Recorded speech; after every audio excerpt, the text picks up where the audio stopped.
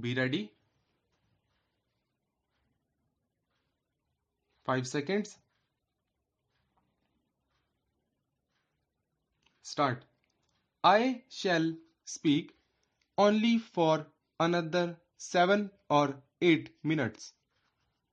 I had intended to speak both about the recruitment to the higher services and the policy of the government with regard to the purchase of the products of the cottage and small scale industries, but I wish to drop the later subject and confine my attention only to the recruitment to the higher ranks of the defense and civil services. Sir, it is a matter of profound concern to us that the material that we are obtaining from our defense and civil services is not of a very satisfactory character. Having a little more knowledge of the efficiency of the students who try to enter the NDA, the National Defense Academy, I think I can say with some confidence that we have no reason to be proud of the material that we are obtaining for our National Defense Academy. Indeed, persons competent to speak on this subject have said to me from time to time that they are afraid that the standard has deteriorated in the last few years. Sir, this is another matter which ought to receive the earnest attention of the government. When I have said about the defense services is, I think, also true of the civil services. I know that our country is poor and that if our young people want high salaries and allowances that men in their positions are getting in other countries, we cannot gratify their desire. We have to think not merely of the poverty of the country, but of the resources that are needed at the present time to develop it as quickly as possible. But we ought to bear in mind that in other countries, for example in England, care has been taken to create conditions which will attract the best material to the country. In England, the scales of salaries and allowances have been revised twice during the last 6 or 7 years. I think they were revised in and they have again been revised this year. Anyone who knows the scales in force at the present time is aware of the great difference between our scales of salaries and pensions and the British scales of salaries and pensions.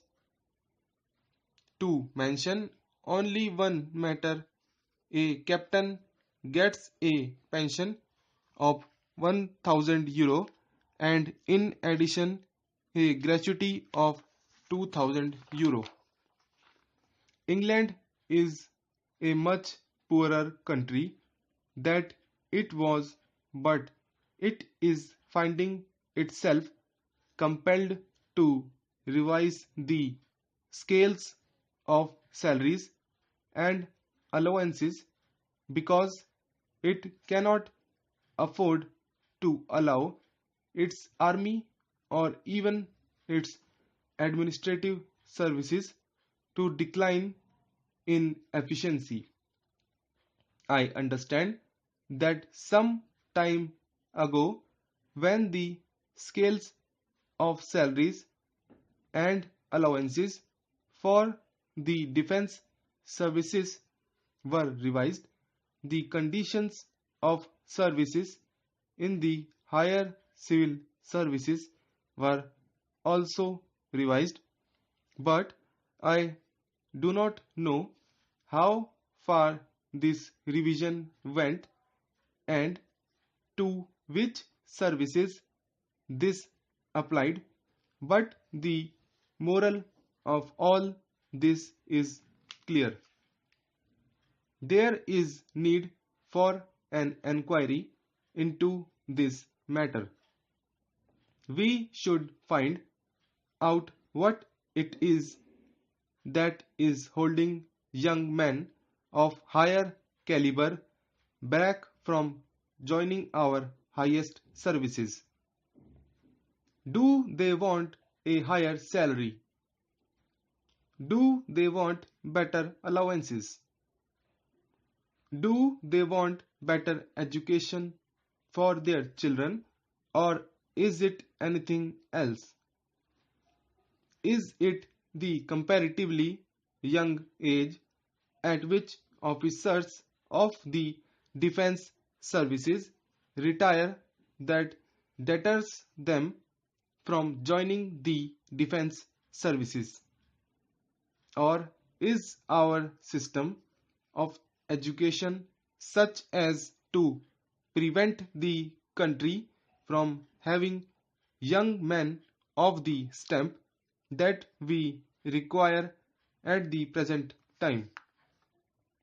In our National Defense Academy, there are 800 or 900 cadets. I have tried to find out how many of these cadets were sons of officers. I do not know whether the information that I have obtained is correct or not, but I understand that they can be counted on the fingers of one hand.